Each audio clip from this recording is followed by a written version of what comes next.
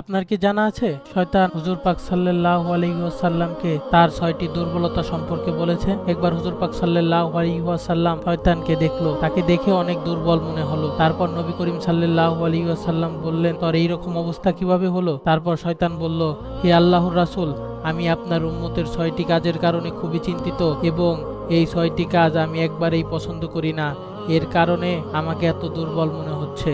প্রথম, এরা যখন একে অপরের সাথে দেখা হয় তারা সালাম দেয়। 2 নাম্বার, দেখা হওয়ার পরে এরা মুসাফা করে। 3 নাম্বার, যে কোনো কাজ করার প্রথমে ইনশাআল্লাহ বলে। 4 নাম্বার, এদের কখনো গুনাহ হয়ে গেলে সাথে সাথে তওবা করে নেয়।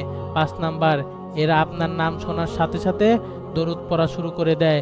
6 নাম্বার, যে কোনো কাজ শুরু করার আগে বিসমিল্লাহ পড়ে।